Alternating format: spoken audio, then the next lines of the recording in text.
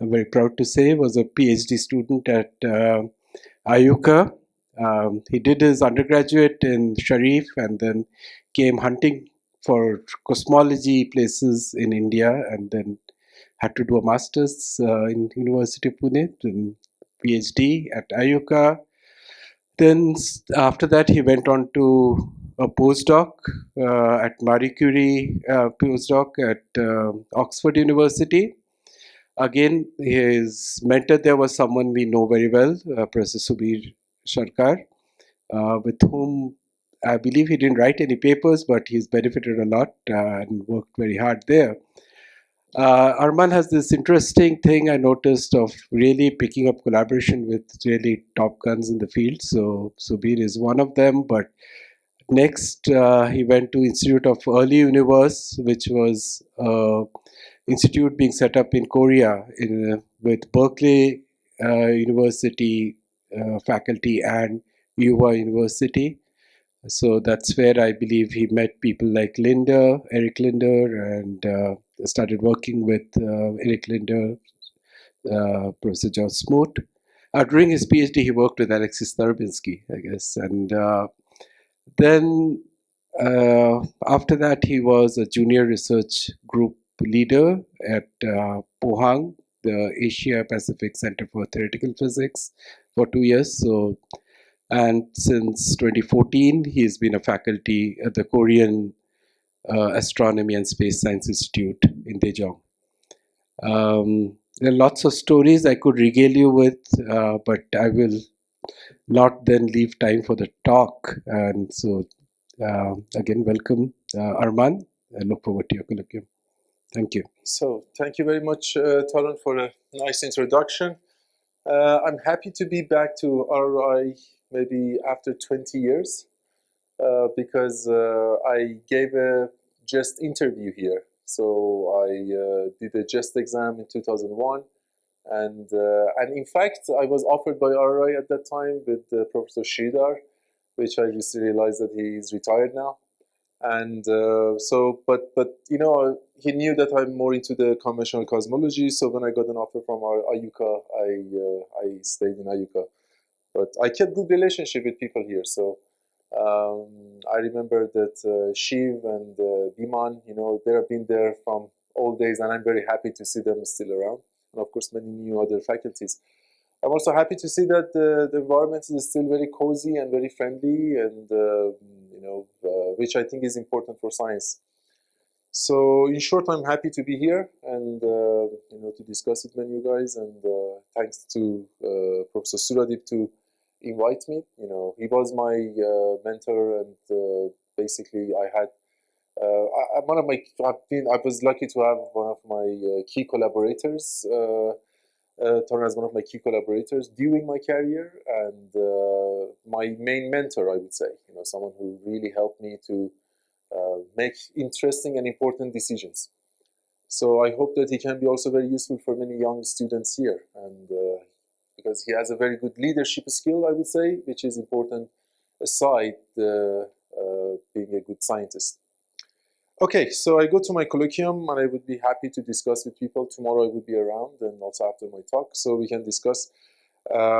I've been working on quite many different things in cosmology and astrophysics, all relatively connected to each other, but not exactly connected. So you might find part of it interesting, and whatever you find interesting, you know, we can discuss by email or you know, even while I'm here. So yeah, the talk is about the status of the concordance model of cosmology, but first few slides at what is the standard model. Cosmology has become a kind of a science, or let's say precision science. When we could have theoretical works, we could have high quality measurements by building good instruments, and also we could develop statistical techniques to combine the data and get information from the data to basically test the models which we have. So practically cosmology was not even a science, let's say up to 60, 70 years ago. You could have whatever model you want, and then since there was no data, you know, it was very difficult to falsify different models. But you know, things changed, and we had various different observations. We could observe the universe in depth and in area and in different wavelengths.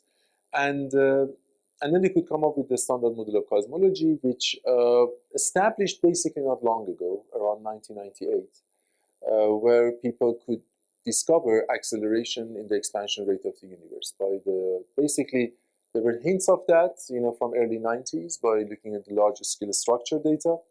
But supernova type 1a as a standardized candles were the ones who somehow not confirmed, basically they rule out the standard model of that time, which was the standard core dark matter universe. So this lambda CDM model or standard model of cosmology now is about 25 years old, 24 years old, 23 years, basically it's the 25th anniversary. And it's a model which can be described phenomenologically by just 6 parameters. So we can assume the initial condition, which basically is about seeds of fluctuations, to be a power law, and the power law can be described by just 2 parameters, ns and ns. AS is amplitude, ns is a tilt. We need to know when the ionization, we have the epoch of ionization, we have Hubble constant, which is a very key important parameter in cosmology, which is about rate of expansion where we are now at the redshift 0. We have dark matter, which we assume it is cold and weakly interacting, so we can describe it by just 1 parameter, which is its density. We have dark energy, which is another density, and we assume it is the cosmological constant, which has the equation of z of -1. We have baryons. Baryons are what whatever we see in the universe are made of. And we need to put everything in a framework. So, we know that the GR is beautiful, is elegant, and is working pretty well. And then when we have GR, and then when we see that the universe looks isotropic and homogeneous, we can come up with a metric, which it is Friedman, Lemaitre, Robertson, Walker metric. And so we have this metric, and then we need to assume what's the curvature of the universe. So we assume the universe is flat because flat universe is also very well motivated by simplest models of inflation, single field inflation, slower inflation, which at the same time predict power form of premodal spectrum. So it's a nice model, but we should understand something very important, particularly for people who are not in cosmology here. A standard model of cosmology is not something that we derive fundamentally from some basic things in the physics or theoretical physics. It's a combination of assumptions. The fact that lambda is dark energy or dark matter is cold, or we have FLRW, these are all based on the assumptions which we assume. They are reasonable assumptions, as I will get through, but these are assumptions. So there is nothing fundamental about that. And the model has been working pretty well. I should modify my slides. I gave this similar talk just a couple of days ago, which was 2022. Now we are in 2023. But the model, something like more than 20 years after the discovery of the acceleration, now we have about more than 1,000 type 1a supernova, which are standardized candles. What do I mean by standardized? Means that these are particular stars that when they explode, we can have a reasonable estimation of their brightness. So they are like a bulb that we know how bright they should be. And since we know how bright they should be, wherever they are depends on how visible, how much flux we see from them, we can estimate the distance. So they are very useful to measure distances in the large scales in cosmology. So we see now that now we have a large compilation. We can go to the pretty high redshift, and everything seems fine with respect to the standard model of cosmology. We have cosmological background, which is about the fluctuation in last scattering surface when the universe is pretty young. The latest results which we have from the whole sky observation again shows a very nice consistency between the standard model and the CMB. And again, let's remember that about 25 years ago, we barely had the first acoustic peak, and this is the time that actually I started to do cosmology. When I started the project with Tarun, there was no WMAP. It was the boomerang and maxim over the state-of-art observation, and there was supposed to be a revolution in cosmology by having cosmological background data from the WMAP, which was revolutionary. So it was not as good as this, but we could clearly see the first 2 peaks and some of the third peak. So Planck was the next satellite, which was launched by the ESA, and it's a very beautiful instrument, and many people worked on that, including Tarun himself. And so we see that the standard model, when we get residuals, we can go to the very large multiples, which are very small scales. And when you get the residuals, everything seems to be very consistent with the predictions of the standard model. As another important cosmological observation, large-scale structure, which we basically map the galaxies in the universe. We measure the redshift by doing a spectroscopy. And so we have their distribution and we have their redshift. So this can give us also lots of information about how galaxies are distributed at different redshift bins in the universe. And this distribution can help us to get valuable information. And one of them is from the baryon acoustic oscillation, which is the trace back to the last scattering surface, but we should see the trace in the distribution of the galaxies. And also we can basically have another way to measure the growth of a structure, which we call it the redshift distortion. And but by having these, by looking at the galaxies and this distribution, we can test different gravity models, as well as we can measure the expansion rate of the universe. And these are some of the final results from the EBOS collaboration, which is Sloan's Digital Sky Survey, which I was also a member of this collaboration, which produced basically the largest 3D map of the universe. We have the large distribution of the galaxies.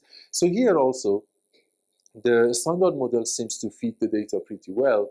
And so all these assumptions looks working pretty well. So a standard model of cosmology is a combination of reasonable assumptions. So I'm adding this reasonable here because it's not just like a random assumptions. When we talk about isotropy and homogeneity, it's because when we put our telescopes in different directions, we see that the universe looks the same. When we look at the maximum cosmological background, we realize that, oh, it looks the same. So assumption of the isotropy is a very reasonable assumption, and we have not seen any violation of that. The same thing with the homogeneity. When we basically do tomography, we put the galaxy, we realize that the distribution of the galaxies look pretty the same in any direction which we look at. So that allows us to have GR, and at the same time we see that the GR has been passing one test after one test at different energy scale, at different length scale. So having GR and homogeneity and anisotropy of the universe give us this chance that yes, FLRW is a good metric. The same thing for the flatness. When we see that where the first peak of the acoustic peak of the CMB are, that is again some hints that, okay, it looks like the simple inflationary models works well. So we can have the power form of a premodal spectrum and the flatness. And the same thing as we saw, that cosmic constant can be a reasonable assumption for the dark energy because it's working pretty well. But there is a but.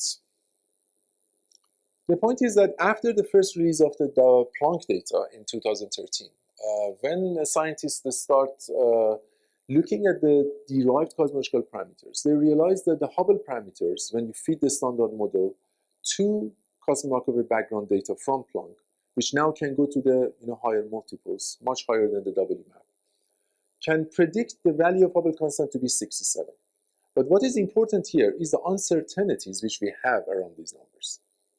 So this 67 was consistent with the expectation from the W map, which was 70. But W map had a larger error bars, and Planck now has a tight error bars.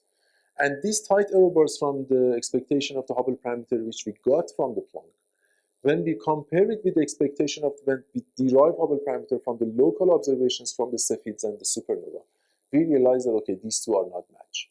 These two numbers are very close to each other, but the fact is that their uncertainties shrink to smaller numbers and their inconsistency grows. So this is some of the way that we can look at this, that by 2020, the Planck final release was 2018. There have been some changes in the likelihood codes, but nothing drastic.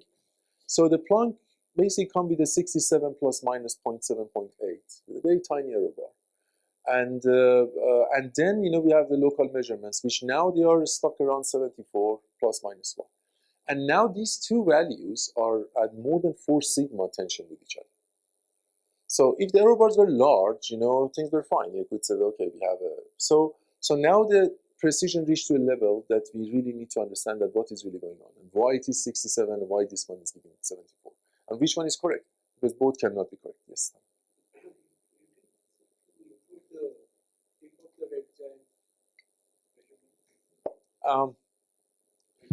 and all? I will show one slide almost at the end about that. But they are like a centralist. They are fine with everyone. So I have a figure about them. Yeah. So at the moment, the ones which have a bigger role, they are basically are not consistent with each other. But new measurements are coming. So in the end part of my talk, I will get them. So it is not only about H0 and CMB. There are some other tensions that one can find here and there. For example, one of them is about when we look at the BAO from the Lyman alpha forest of the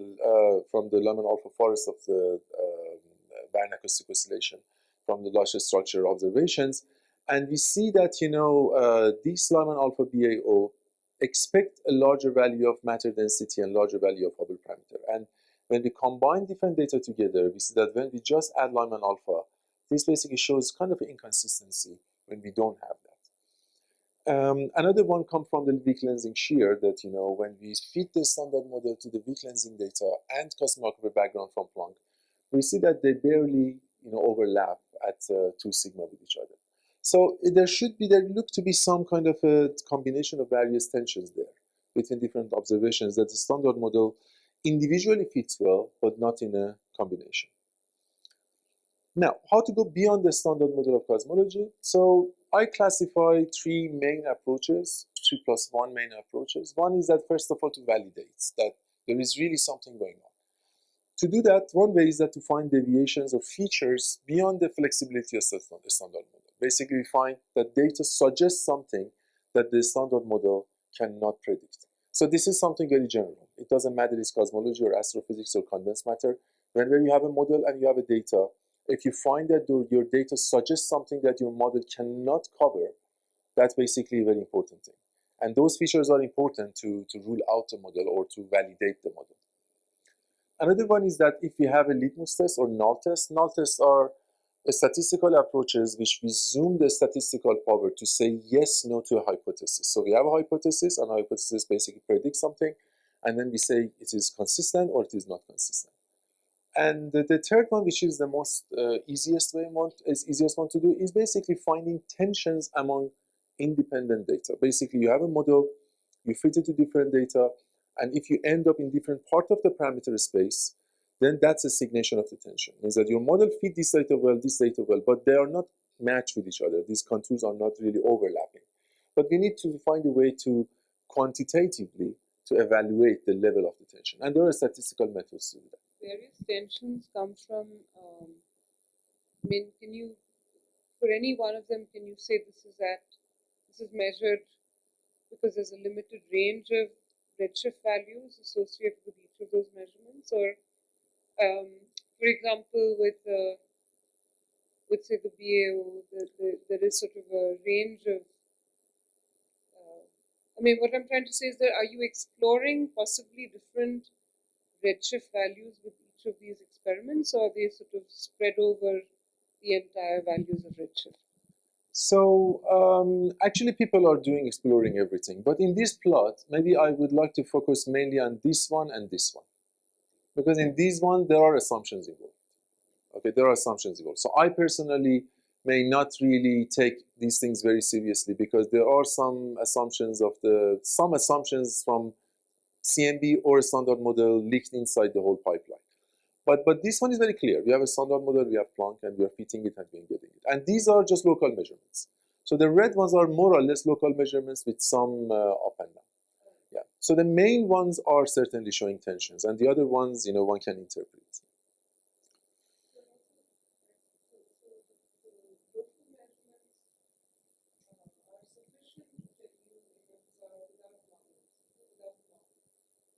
They assume that they are basically model independent, yeah. Or this is again, people are investigating, but more or less one can argue that they are right. There are some very exceptional models that they can breach to some of those assumptions, but there are still some assumptions, but they are more or less robust. These are more about the behavior of how Cepheids and how supernova type 1a behave. Yeah.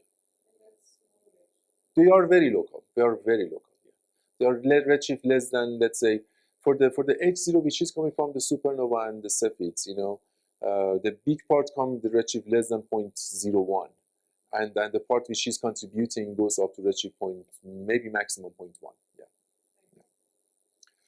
So, and from aside from these three theoretical statistical approach, if for people who work on theory of phenomenology, if you can have a model, and your model basically works better than the standard model, that would be great, right? But let's not forget, the standard model is already, it's a very minimal model. It's only 6 parameter, no flexibility for dark energy, no flexibility for dark matter, you know, everything is pretty fixed. So it's very difficult to come with a phenomenological model which can outrun or outperform a standard model, particularly when we deal with the approaches like Bayesian evidence.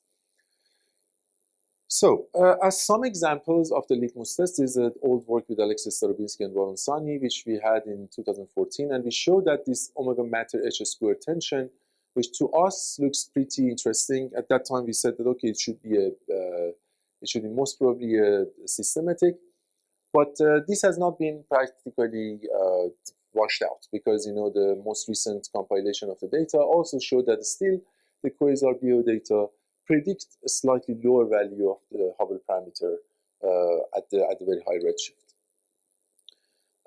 When we look at some other ways to, for example, evaluate the tensions, these are work by the Gongbu Zhao and some collaborators, including myself and one of my postdocs at that time, Benjamin Louillier, that it was shown that, again, if you assume a model and you fit it to the different combination of the data, how it performs, and it was very clear that the longitudinal model has problems with 2 data, particularly one is a Hubble constant, local measurements, and this Lyman alpha BAO.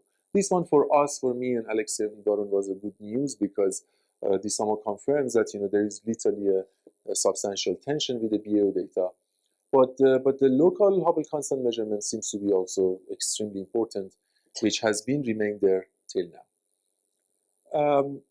There have been other works which basically try to look for systematics. For the case of the BAO from Lyman alpha forest, as I said, the revised measurements didn't really change things much. The uncertainty is slightly increased, so the tension is about 2 sigma or slightly less than 2 sigma. But it is something there, then we have to wait and see what will come from the Daejeon and Euclid. From the case of the local measurement of the Hubble constant, things become slightly worse, because you know the Shoes collaboration led by Adam Rees, now their H0 value, central value, shift even to the higher value. So it was 73.5, now it is 74 something. And there were also some alternative analysis, particularly the work by Follin and Lloyd was pretty interesting, because when I talked with Lloyd, you know, they did a kind of they had a very skeptical view towards the whole analysis, but they somehow didn't find anything much fishy in the recent analysis. And so there have been people who try to reanalyze the Shoes collaboration analysis, and they're becoming more and more open to the community, providing all the information. But I would say that, you know, so far, based on our knowledge of the physics or understanding of the Severian supernova, these measurements seems to be pretty robust. So now, we are dealing with a situation which is very complicated, and looks like that we have multiple suspects. I mean, I got this frame from the movie by Alan Keller, based on one of the Agatha Christie's movies, that, you know, typical, I don't know, this generation of Korean, the Indian students, but in my days or previous generation, I think Agatha Christie was very popular in India, right? And it's very challenging, you know, the way that she was used to write the stories.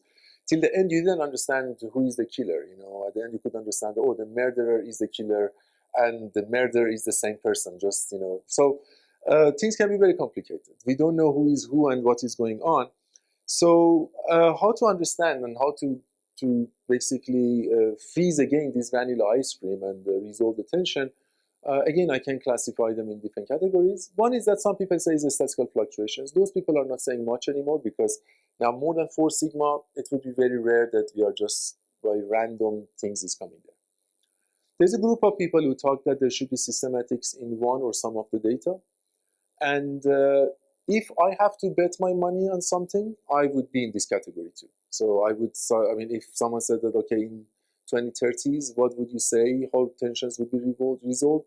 It is evolving dark energy, going beyond the power law, or whatever, early dark energy, or systematics, I certainly invest on this one. And one hint for that is that because It is highly possible that these tensions coming from not only one but multiple systematics, because we don't understand many of the data. And one of the reasons is that in some of the papers which I had with Shafieloo and with Ryan, was that it's very difficult to modify the standard model and resolve the tensions. So if there's a tension which is physical, probably you expect that, okay, if you modify some part of the standard model, you should be able to go one stage further and now have everything consistent. But this looks like impossible. It's very difficult to resolve the tensions by any modification we should make to the standard model, unless we really make a huge number of modifications in different aspects of it, which looks to be a bit unnatural. From a 6-parameter model, we suddenly jump to a model which may have many more degrees of freedom. Another one, which has been hundreds of papers written, is about extended models. Many of them claim that they are resolving the tensions or diluting the tensions, and which is fine, but I would say that the majority of them, extreme majority of them, are overselling. And overselling in a sense that, in most of these models, you have more degrees of freedom, and by having more degrees of freedom, when you fit your model to the data, you have larger contours, you have a larger confidence balls, and having larger confidence balls, you basically have a better overlap. So central values are not shifting. You have more degrees of freedom, your contours are this much, but then they become larger, and then when you have a larger contours, then they overlap more, and they said, see, we don't have now any more 4 sigma tension, but we have now 2 sigma tension. So this is the way that many of these models are resolving or diluting the tension, which to my opinion, it's okay to do that, but let's understand that how they are resolving the tension.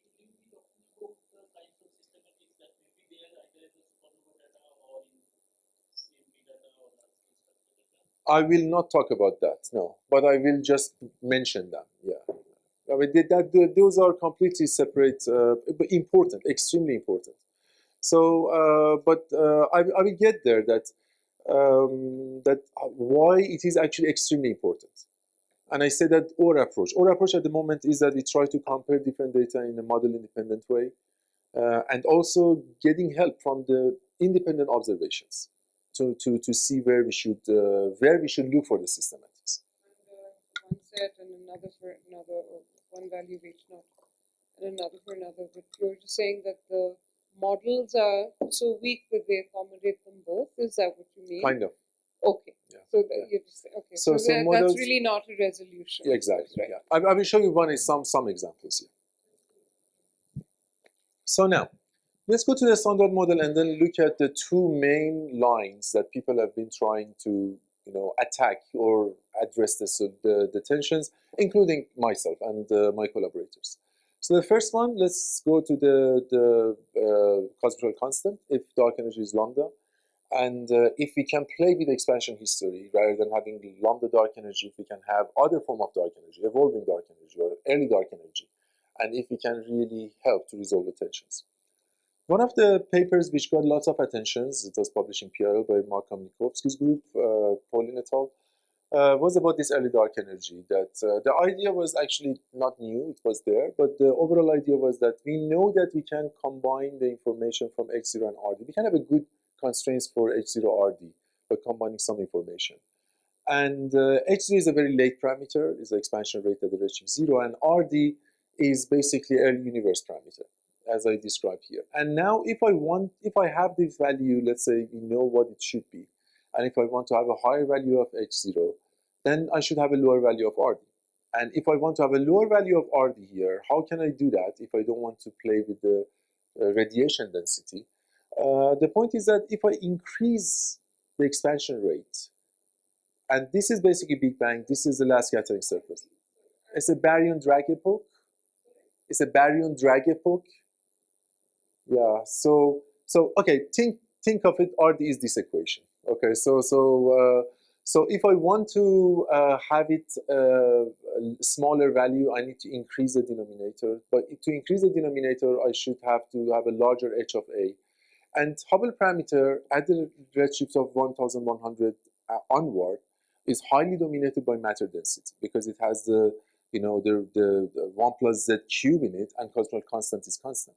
So basically, they say that if we have a substantial amount of early dark energy, let's say 10% of the contribution from the matter, that would be enough to have a slightly lower value of RD. By having a slightly lower value of RD, I can get a higher value of H0. And the model has more degrees of freedom. So by doing that, they basically claim that this can help. As you see, it's published in PRL, which is not easy to publish in cosmology. But there were works after that. There were people who were skeptical, but one of the works was Hill et al., which later shows that this model is not really solving things much by just shifting the mean parameter from 67.3 to 68.3 and having a slightly larger error bar because you have more degrees of freedom. So error bars from 0.6 now change to about 1.1 and mean value is slightly shifted. So it's a reducing the tension, but it is not really resolving the tension. Still, it is far from the 74. It's not 4 sigma, but it is still about 3 sigma tension. Another way, which was, I'm showing some of my own work, was about late dark energy evolution. For example, here we introduced the phenomenological emergent dark energy, which is a model of dark energy that doesn't exist in the past and it just appears in the later time. So this model I had in mind for many, many years from the time which I was in England. And I was working on that to address the coincidence problem or cultural constant problem, that why cultural constant is so small. So idea was that let's having something which is very fine-tuned. This is something called fine-tuning problem at the Big Bang stage. Let's have nothing at that stage, and dark energy be something like an emergent late phenomenon, which is appearing as an effective way related to some other phenomenon. So I never get anywhere from theoretical point because I could not find any way, any critical phenomena which can basically address that. But for these tensions, I realized, okay, that might work, that I have no dark energy and then it appears, so it injects some energy to the universe. And it might work better than the standard model if Hubble parameter ends up to remain around 74. So it's a work with Shafieloo, and the work it has a substantial different features than the lambda-CDM. For example, there's a work by the Theological Collaboration, which compares some of these models. So PEDE has these characteristics that it can give naturally a larger value of Hubble parameter and having the similar value of the RS, which is similar to the baryon Drucker. So the model is not working better than the lambda-CDM model at the moment, but who knows? If Hubble parameter ends up to be about 74 and its error bar shrink from 1.2 to, let's say, 0.5, then this model can be substantially better than the lambda-CDM. So it's like an investment for the future. Then we come with the generalized emergent dark energy, which is like a generalized form of that. Now he can accommodate this form, can accommodate both lambda and PEDE. So if delta is equal to 0, it gives you lambda, and if it is equal to 1, it gives you PEDE. For any value of delta larger than 0, it comes with the emergent phenomenon. So it basically means that any value larger than 0, dark energy is not existing in the past, and it's appearing later on in the universe. And the delta just shows that how fast this transition would happen. So it can be a nice way to test this phenomena, this mechanism, if it's emergent or not. And when we test the model by using combination of different data, it is also pretty interesting that when we add everything together, we realize that the delta, basically the posterior for the delta is larger than 0. So it basically data support this emergent behavior with respect to the lambda.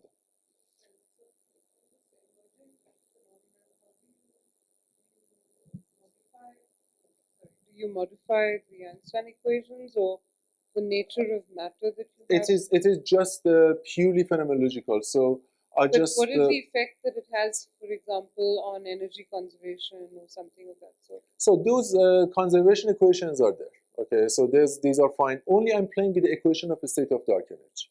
So you can think in this way. That equation of a state of dark energy. So okay, just the pressure. Right, relation between pressure and density. Okay. So it is a function of redshift. For the cultural constant, this W of Z is always -1. Okay. So this is not those tracker models or those? It's not a tracker model. No. Okay. It would tracker models are usually in the coincidence fields. Yeah. These ones, this one can have a equation of a state less than -1, which we call them phantom behavior. There are some theoretical problems with them, particularly when we are deriving the perturbations. I know that many theoretical physicists don't like equation of state less than -1. But you know, it is a phenomenology, and we just want to first see that if data yeah, support that or not. So yeah, so the equation of state is based on this. So if delta equal to 0, you see that this part will be vanished and it will be just -1. And 1, then it basically comes back to pedal. So when we get to here, you know, this is a work which I did with some of the younger collaborators, and they usually said, look, you know, JEDA now have a Bayesian evidence of 6 with respect to the lambda, and this is usually what people usually make a big claim that, oh, you know, the model is killing the other one. It's like strongly favored by the Jeffrey scales in the Bayesian evidence. But the fact is that we should realize one thing important, and is that the current tensions allow us to find models which are better than the lambda, but they do not really resolve all the tensions properly. So what I'm saying is that, yes, this JEDA model, which is my own model, you know, we work with the Shafieloo, it works much better than the lambda. But, and even with the Jeffrey scale of 6, when we combine everything. But is it really resolving all the tensions? The answer is no. The answer is that, you know, still my mean functions, mean values are not really shifted much, and I cannot really claim that I'm really solving all the problems. And this is something that we should really keep in mind. And I think everyone in the community should keep in mind.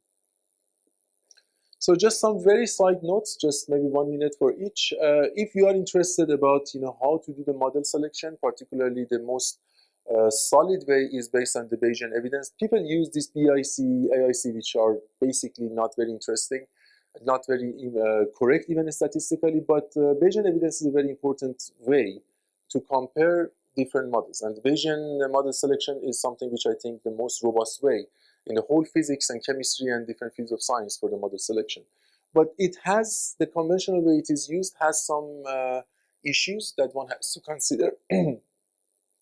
Because it depends on the quality of the data and complication of the model, the scales that we decide how to address how one model is favored to the other one can vary.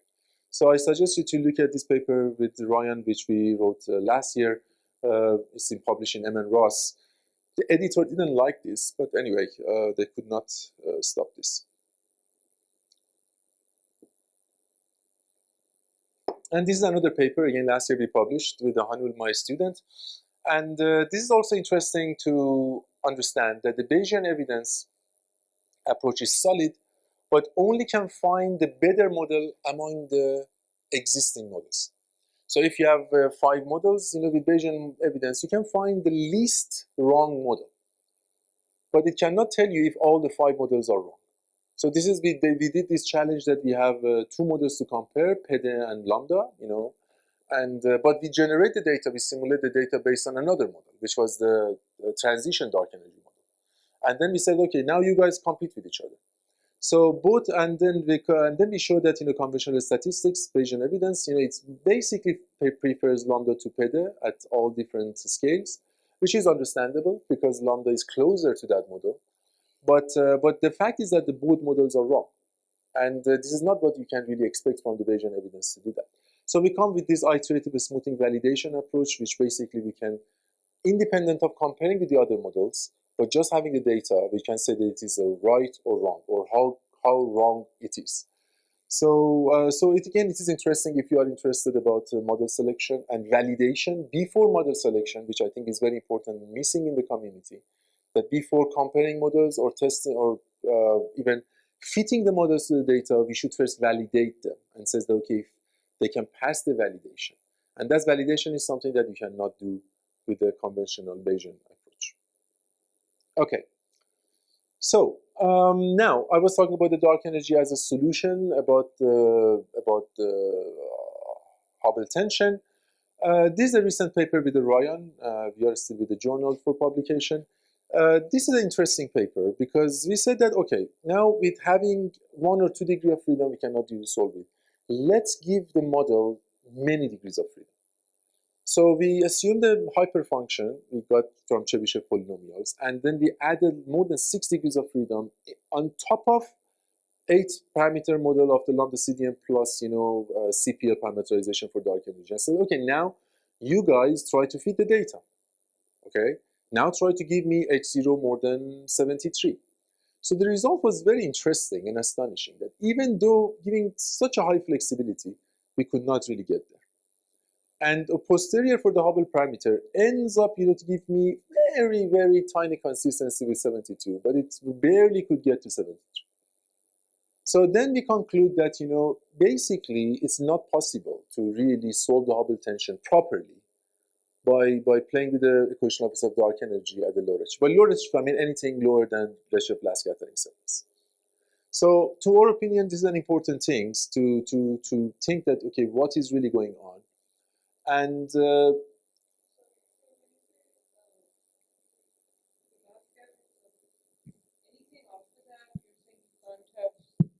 anything after the last scattering surface, you can't have any new physics. Is that the claim? well, if you want to play with the form of the expansion history, evolving dark energy model, yeah. That, I mean, what Right, you're saying that it cannot solve the Hubble tension. I see. So they can't be, because I mean, there can be something leaking out of whatever the previous epoch, right? There can be semi-classical effects or semi. You're saying that there's absolutely, the constraints on that are very strong. Is that what you're saying? What I want to say is that no matter how much you play with the expansion history, no matter how much you play with the expansion history at the redshifts after the last scattering surface, right? Let's not forget that the age of the universe passed very quickly up to redshift of 2 or so, right? So the dark energy is a very late phenomenon. So many things which happened at that time is not really much important because matter density has a very high role. But practically, it is not possible to play with the expansion history and resolve the Hubble tension. And so it's one of those cases that we discussed about the von Neumann's story of the 4 parameters to fit an elephant. No, even if I add more degrees of freedom, still I cannot fit the data well. And these models cannot really give a higher value of Hubble parameter. We can have very exotic models, very exotic. I mean that the Hubble parameter comes to redshift of, let's say, 0.01, and then at the very, very early redshift, when there is no data, suddenly it go jump up, right? So these are very exotic models which they cannot be realistic. But if I want to have some reasonable model which have a reasonable behavior, that would not possible. Yeah. So one can interpret this in a different way. Some people said, oh, good, so now we should go back to the early universe and solve the problem, which might be a reasonable approach. But one thing which I would say that we should not forget is that might be some systematics. There might be some systematics in any of these data which we are observing that, maybe, the way we understand cepheids and supernova or their combination, the way we are anchoring them together, the way we are looking at these samples might have some problems, and then that might basically lead to the high value. Maybe the way that we are treating with the other observations might have some problems. So anyway, now going to another way that we might be able to address things. And it's about the power law primordial power spectrum, going to the early universe. So the story of trying to reconstruct the model-independent primordial spectrum goes back to many years ago. So this is my first paper in cosmology with Tarun Souradeep, my PhD in 2004. It is my basically master thesis.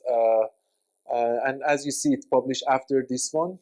That's one of what I was telling to people that Tarun was not very happy with me because I didn't understand how important it is to be the first in the community.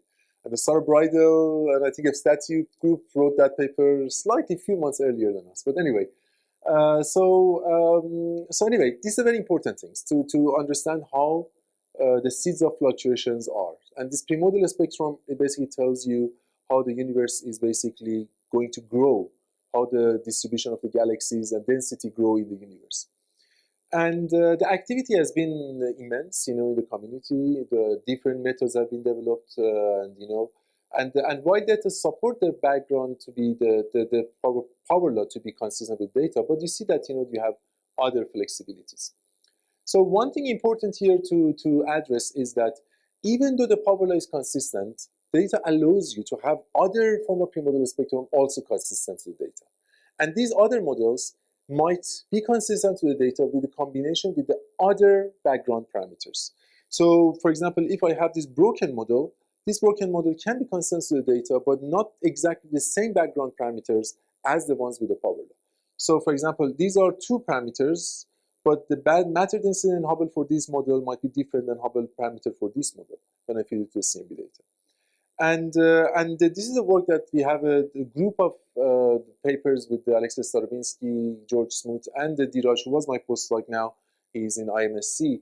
That, you know, these models can be interesting, the group of Wift inflation model, and they can have a distinct form of the primordial spectrum, and they can basically feed the data with a slightly different background parameters. And this is something that we might basically think to address for the Hubble parameters. So the key point is that in the standard model, you have this primordial spectrum, and these are the background parameters. Together, they feed the data. Now, if I said that I don't want to have this assumption, I want to come with a different form, reconstruct it, or come with another phenomenological model, then these background parameters might be different. So, so how to reconstruct this? You know, we can go with the Richardson-Lucidi convolution. There's a series of paper, again, started with Tarun, going through the whole years till now, till recently with the Wuyan, my postdoc, we are working on some regularization of that, using it for the image processing. You know, we are even thinking to apply it on some medical imaging, which is an interesting way. That's one of the things I should talk with the Tarun to maybe, you know, we can reinitiate some of those collaborations. If the directorship here allow him. But anyway, it's a very solid method developed through the years, and it can basically work pretty well. And as I said, you know, we can now have, this is a Richardson-Lucidi which we developed with the Tarun, and this one also with the Tarun and Diraj later on. And this is a regularized one which now also have a control of the noise. So there is an application in image analysis, and looks a pretty interesting approach. But for the cosmology, what we wanted to do is this old idea, which again, I would say that the credit goes to Tarun, because in this paper, we could show that if you go beyond the polar form of primordial spectrum, then the data allow you to have other background parameters consistent to the data.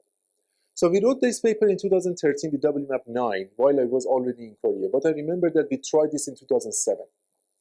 And we couldn't get anything. WMAP 5 data was not strong enough. Maybe Tarun do not remember that. But my Markov chain could not really converge. You know, I could not say. So at that time, our conclusion was that even, you know, no dark energy model was consistent with data. So these contours were huge. But later data reached to the point that even if I give maximum flexibility to primordial spectrum, still it is not possible to choose any point in the parameter space and come up with a form of primordial spectrum that make it consistent with the data. So this space become limited. Now, in the case of the Hubble tension, what if we do a trick? So I go back to the old discussion with Tarun, more than 15 years discussion, and we said that, okay, what if we fixed Hubble parameter to be 73, like what Adam is saying, and I want to put my matter density of also what kids and CFHT and Des collaboration from Vic Lensing telling me. So I have a lower value of matter density, I have a high value of H0.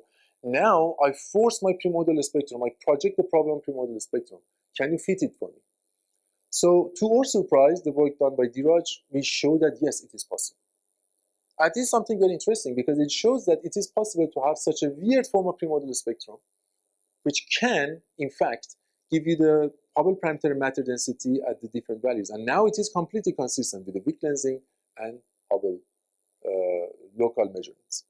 So we didn't try to oversell it, that, oh, this is great, we are solving the problem, even though I would say that this is one of the works which I personally find it very robust. That, you know, there exists a form of primordial spectrum that can address many things. So some comments on the modified Richardson-Lucidi. If you are interested in the convolution, you know, you can read these papers. These are pretty solid works. They have applications in other weird field of science too, but it's good to use them for cosmology. So a little more that, you know, with these features we find how many of them are useful, how many of them are not useful. So you can evaluate more on that. I'm not going much into this. But one thing which was interesting in this recent last year, which I was discussing with the Diraj and his student Akhil, was that we have the reconstruction, and after reconstruction we can go with the phenomenology, and after phenomenology we can go to the theory. We said that, okay, we have this reconstruction, but when you do the non-parametric reconstruction, it's like that you have 1,000 degrees of freedom. And people say, okay, that's, you know, you can fit even a dinosaur with that. But we said, okay, let's look at the useful part of the spectrum and come up with a phenomenological model with, let's say, 4 or 5 degrees of freedom and generate those features. And this is what we come. So we come with a kind of a reconstruction, which is basically have a phenomenological equation for it. And basically that could solve lots of the problems. So this theological approach could basically show that, yeah, I mean, I can, by problems, I mean, there were some internal CMB issues, like this A-lens parameter, which I'm not going to details of that. The issue was that if you allow curvature with the Planck data, then, you know, the CMB data alone was basically saying that, oh, I'm not very happy with the flat universe. So, of course, there were different kind of likelihood codes, like internal politics of Planck. I'm not getting into that. But these issues were there. And we showed that this one spectrum basically not only can shift the Hubble parameter to the larger values, but also can address these A-lens and curvature parameter, as we see here. With our reconstruction from phenomenology, we are very well consistent with the A-lens equal to 1 and 0 curvature. Why in the case of the standard model, you know, both of these points, 0 curvature and 1 A-lens, is outside 2 sigma. So yeah, we had one spectrum which could address many of these issues, and at the latest stage with the Fabio Finelli, we come with this theoretical implementation and implication, which if someone is interested, we can look at that. So it was first reconstruction, then phenomenology, then come up with a theoretical model, which can generate the similar features. Okay, so current status, I think I would be slightly behind the time, but I hope it's not too much. So the problem is open. There are many tensions and there are various hints for systematics. As I said, if I want to bet, I bet for the systematics. There have been many models proposed, but none of them is convincing, okay, including the models which I proposed myself on dark energy. If one of them is correct, I would be very happy. But I'm not going to bet on them. Let's put it this way. If I have to bet on something and I gain something back, particularly if it's money, then I go for the systematics, not my own model or any other model. And one reason is that it's not possible to resolve all the tensions by having these minimal modifications, right? And that basically gives you a hint that, okay, maybe something is really fishy, which is not about the model. One thing extremely important, going to the question that you asked, that now it's important to look for the systematics and having a systematic way to look for the systematics. When we are talking about the systematics, we are talking about the unknown unknown. We don't know what we are looking for and where we should look for that. So one way is that, for example, to test independent consistency tests between different data. When we are reducing the number of assumptions, for example, this is an official STSS paper with Ryan before he leaves, which basically we try to test the consistency of the final STSS BO data and Pantone Supernova compilation using Gaussian process regression. And show that, okay, these two data, independent of the model which we assume, they are consistent with each other. And if you could find inconsistency, that could be a hint in systematic in either of them. We don't know. But we found everything is fine. So the future perspective is that, yes, there is a high possibility of the systematics in different data. And to address this, we need independent measurements. And why to do that? Means that, okay, we have two data, it's like that you're going to a doctor. One doctor says that you have this problem, other doctor says you have this problem. And these two are completely different. How can you trust any of them? Both of them are very legitimate doctors. You need a third doctor, you need a third opinion, you need a third diagnostic. And if the third doctor basically guides you to other direction, you might still, get more lean towards one of them, which I will get to what Tarun said from the, your question about the TRGBs there too as well. That we need new measurements, and these new measurements can help us a lot to understand what is going on wrong and where. So this is about the TRGBs. So these are very solid. I would say that the physics of the TRGBs are better known than Cepheids and the supernova. They are more solid from the physical point of view. But we have a volume problem. We cannot go to very high redshift and, to observe them, we have to be patient. But at the moment, these guys are really centralist. They are fine with the high redshift estimation and fine with the Hubble.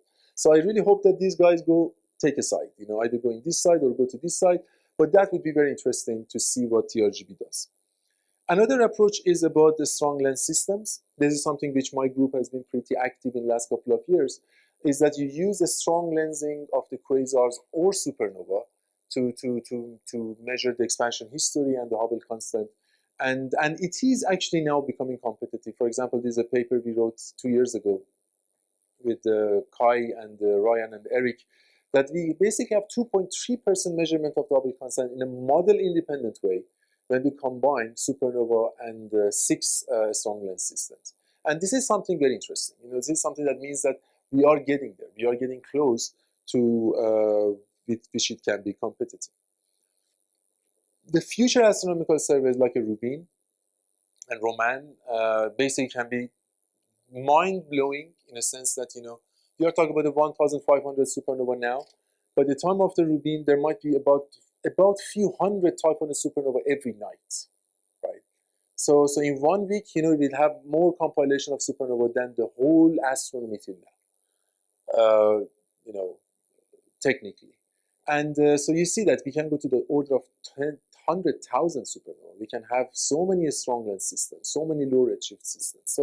So basically, the next decade, you would have loads of information which is coming and would help us to probably address many of these problems.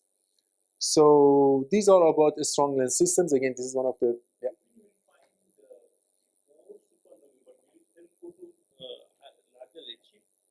So, with the Roman, yes. With the W first, yes.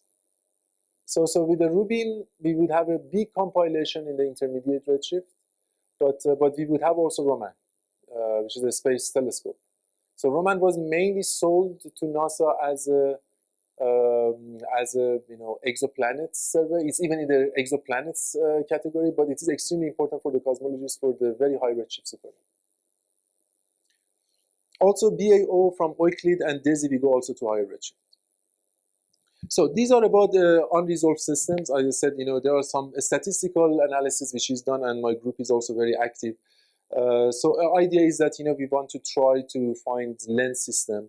When these lens system are like that, it's easy to calculate the time delay and magnification. But if two light curves are on top of each other, and you see just something like that, that is very difficult to get the time delay and magnification.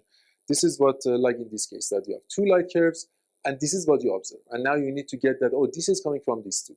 So you need to do some magic to get that, but this is possible in a very interestingly different way, dealing with the supernova and the quasars.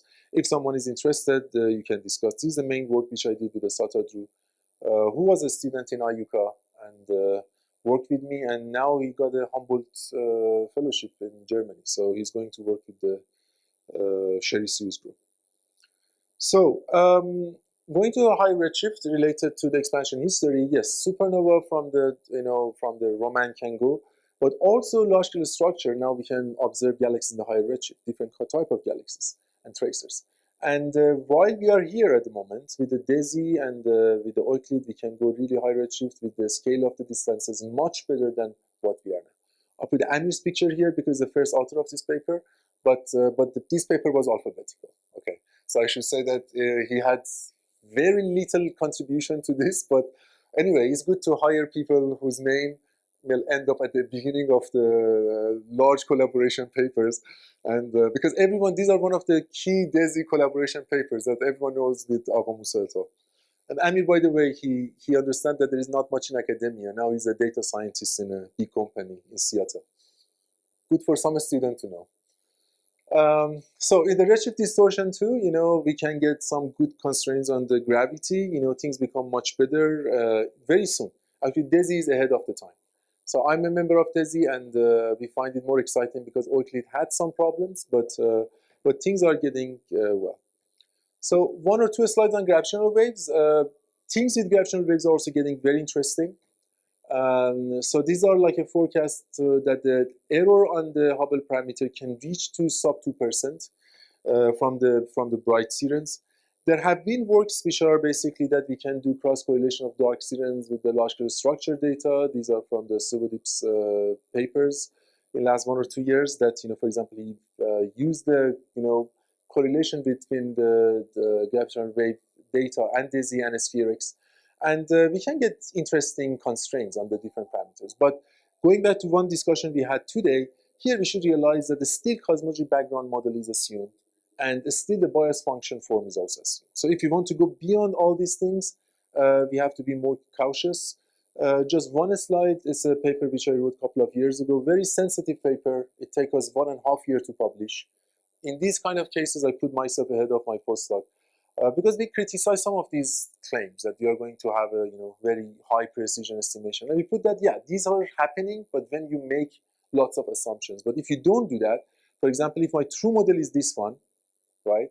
My true model is this one, and we assume lambda CDM to fit, let's say, very high precision data, then we end up in such points in the parameter space, which even, for example, in 2 sigma, we would be in the 2 sigma bias, inaccurate with a true model. We can do non-parametric estimation, so it's the next paper which we wrote, and so you can combine things and have non-parametric methods to control this bias. Okay, so just a few more slides about the future perspective. I discussed about the strong lensing, about supernova, baryon acoustic oscillation, about the primordial universe. This is a slide I'm using for many years. It was even in my PhD thesis. I think Tarun should remember this. But still, we are on the same page, right? I mean, it's still interesting that this PK, this PK, this PK is the same. And so we can use polarization data. We can use polarization data and have a good understanding of how primordial spectrum should look like. Next generation of the CMB surveys we hopefully come. I should talk again to people to see what is the status of the CMB Baharat, because the Lightbird has been going on pretty well, but CMB Baharat could be or still is one other good chance to have a space satellite for the CMB. We can go from 2D to 3D. Basically, from the CMB, now we consider the logical structure. It has its own complications. But one thing which we have been emphasizing is that when we deal with the 3D data, maybe it's better to go beyond power spectrum, which we are reducing the dimensionality of the data from 3D to 1D or 2D. Okay, so now why it is interesting, because now we have good computers, we have good machine learning techniques, good AI techniques, which now we can maybe study these boxes without reducing the dimensionality. And so this is an important point, that advocating against reducing dimensionality, which is a little opposite to what majority of the people are doing. They want to do things quickly and faster. We're saying that no, cosmology data is expensive. Let's sit on it, but do a proper analysis and let the computer works and extract all information possible from it. So my last 2 slides. So what I find in the next 10 years will be important for cosmology is basically the cosmology versus systematics. That with the higher quality of the data, the role of systematics will become more and more prominent. What do I mean is that if we have a basically low precision, large uncertainty, little bias here and there is okay. You are still within the uncertainty. But if the precision becomes very tight, if you have a measurement plus minus 1, and then you have plus 2 bias, that would be a killer. If you have plus minus 10 and 2 inaccuracy, it's okay.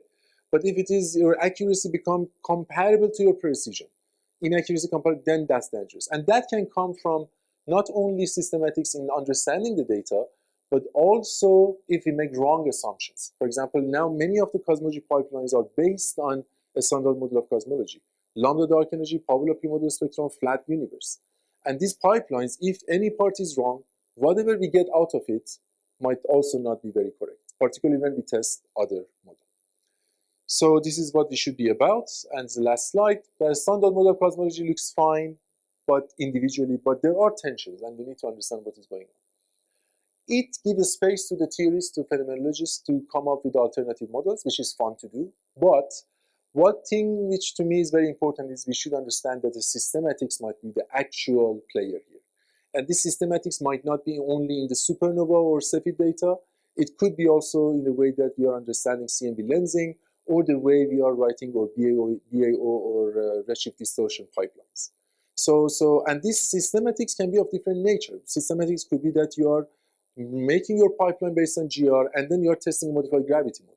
This is a form that one should not do. You should do the whole pipeline together. So these assumptions and systematics are something that we should take very seriously. And this decade will be extremely important because we have surveys coming. For example, DESI is ahead of the time. Soon by next summer, but this summer basically, we'll have hopefully the first year data out. We have Euclid, we have LSST, Rubin, we have Roman W first, SKA, next decade you would have Lightbird. So many information is coming. We have a SphereX, and this information would allow us to rigorously test the standard model. And it is important that we find something beyond that, because this is the talk which I'm giving more or less in the last 10 years, and I'm just modifying it with new work and new work and new work, but nothing really changed. Still, the standard model is the same standard model as when I finished my PhD in 2008. But if by end of 2030s, 2028 or 2029, still we are talking about the same standard model, the problem is that the governments will not give us money to go for beyond that. And that's why strategic planning is very important. Strategic planning is very important to look for the vision, what is to do. In my opinion, radio astronomy, for example, looking at the data which come from SK or gravity waves are basically very important future. Because independent of what is the standard model, these are the ones which are going to give us deeper to the universe and understanding not only about cosmology, also about astrophysics. So I think we are in a very special stage that we need to use our vision to go to choose the right path, and I hope that some exciting things happens in the next couple of years. Yeah. Thank you very much. I'll come back to the systematics again. In case of type 1 supernova, one doesn't know what leads to type 1 supernova. It could be accretion-induced collapse of a single white dwarf, or merging of white dwarfs, or maybe a third path. So, what if these different paths lead to slightly different standard conditions, and what fraction of different paths contribute to supernova at different redshift? Even that might that could be major systematic, not knowing what the supernovas truly are. I basically agree. Yeah, I mean, as I said, we don't know the physics. That value of 74. So, yeah, I agree that we don't know the physics of the supernova. And there are, there are lots of issues going on, right? There are lots of issues going on, and I would say that when we put uncertainty on any measurements, it's a very important thing, right? And one of the things which I personally could never understand in a solid way, I know what people are doing, and I know that makes sense, but how better it should be that we can extract more precise information from them, that is something which I'm not very sure. So until we know what those standard candles are, and is there a single standard candle, are you giving too much importance to the value of 74? Well, this 74 is not only coming from that, because these are all low redshift. So there are few skepticism about the supernova. Some of them are coming back that they are basically time evolving, right? But many of these supernova are basically in the very low redshift, so people are assuming that they are of the same kind. But I basically agree. I would say that if someone, because it's not exactly my field, but if someone says that, okay, our understanding of supernova was heavily affecting this 74 which we are deriving, because we are anchoring them also to the Cepheids, which we don't understand them also not very well. I would not be surprised. It could be. Again, this is not something that I can defend, this number. This is a state of art, and that's what I'm saying. I would look more for the model independent, or look for the alternative measurements. That, for example, this work on the strong lensing, No, by model independent, I mean that, for example, when we deal with the quasars, lens quasars, these guys, we are basically the expansion history and the end of the expansion is at redshift 0. They are basically connected with each other, right? And because when we are dealing with the actual luminosity distance, and what we get from the supernova is slightly different. With the luminosity distance, we know the distance in the megaparsec.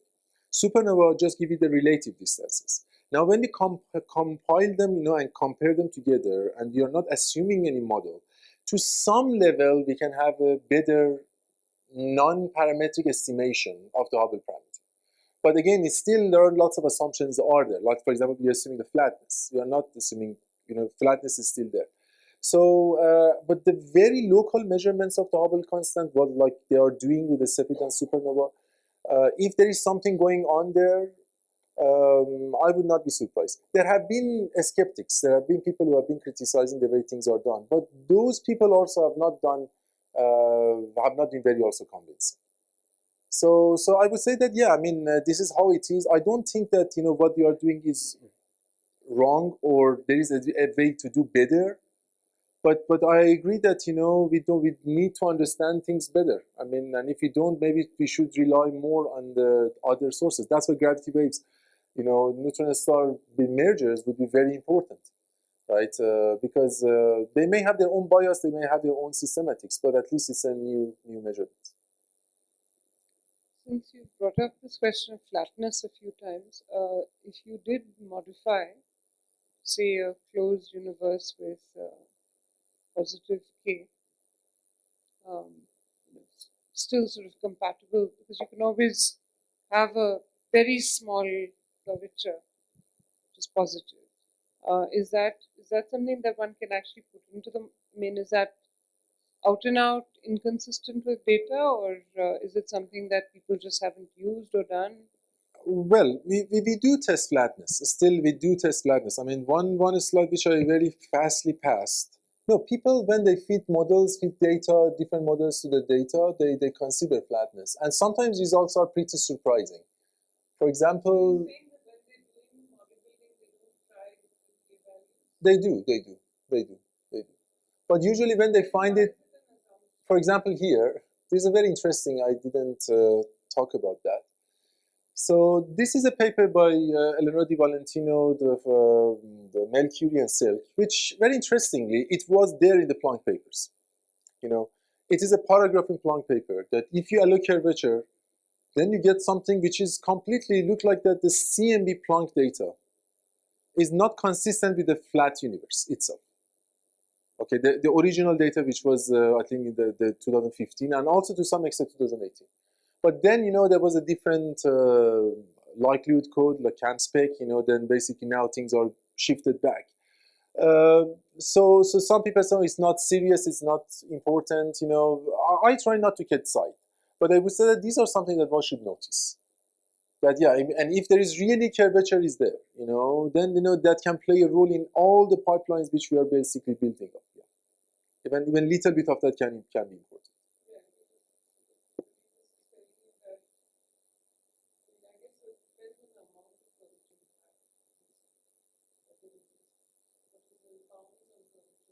At the moment, when you do in a parametric way means that you feed lambda CDM model to the combination of the data, zero curvature is consistent with data.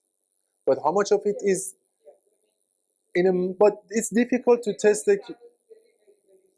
Of course, there would be some bound on the curvature. I don't think I have any values for that.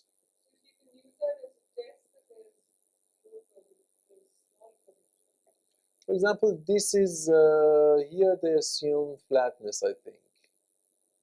Yeah, I mean, a little curvature is allowed, but I'm saying that if one really wants to measure curvature in a completely model-independent way, again, there are ways. For example, we have this way to use a strong lens systems and supernova to do that. Something not maybe for now, but if you have like tens of strong lens systems, we can basically have a very high precision estimation of the curvature in a model-independent way. That's a work with I'm sorry, I don't have a supporting slide for that, with Eric Linder and Mikhail Denisenia, 2017 or 18, and there are other groups too. So one can estimate try to have a model-independent estimation of the curvature. But at the moment when we feed different models, usually flat universe is consistent with the data.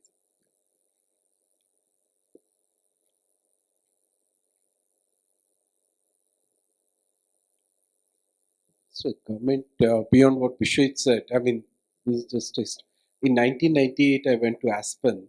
There were two conferences. One was about cosmology. One was about the supernovae.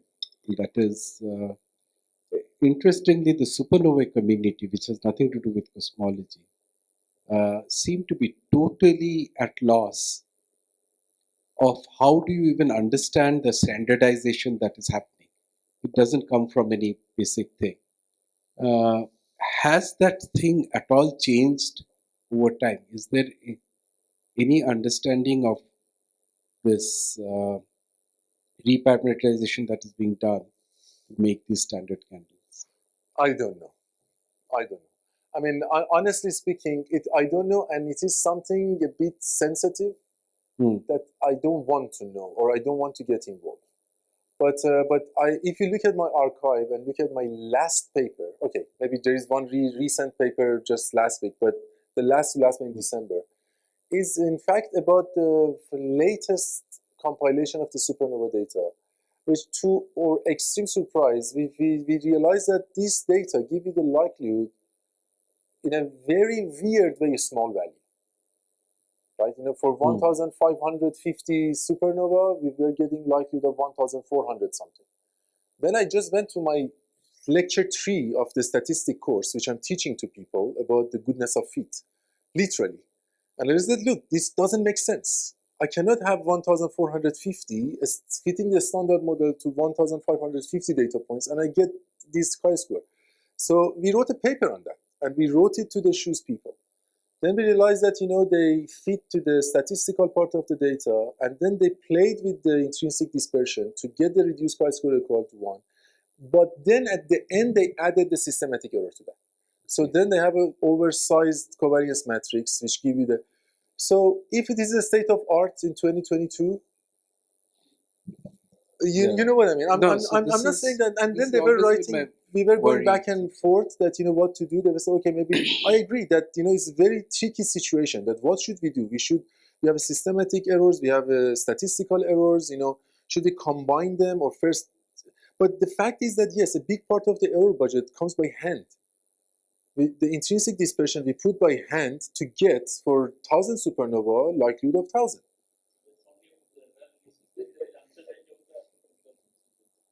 And then when we add them, then error budget might be oversized or inflated. So I'm saying that this is a stage. This is what is right now, and this is when you talk with the Subir tells you that look, you should not trust them, which I cannot disagree.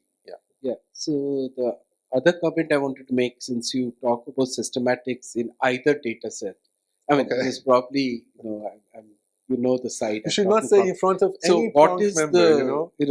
When one says there's systematics of fitting to CMB data, there are issues, right? So when you looked at the full Planck values versus what you get from high angular resolution, SPT and all that, there were differences in parameter. Right. And if you remember, there was a lot of talk about CMB being not consistent with it. Right. And also WMAP gave parameters which were, right, high L and low L. Different, right? So and it turned out that there was a very detailed analysis by Lloyd Knox and all that, which essentially pointed out that this is intrinsic to the data. I mean, the fact that Planck, if you restrict it to WMAP, it will give you the WMAP. If you take the other half, which is the high L, it will give you what SPT is giving.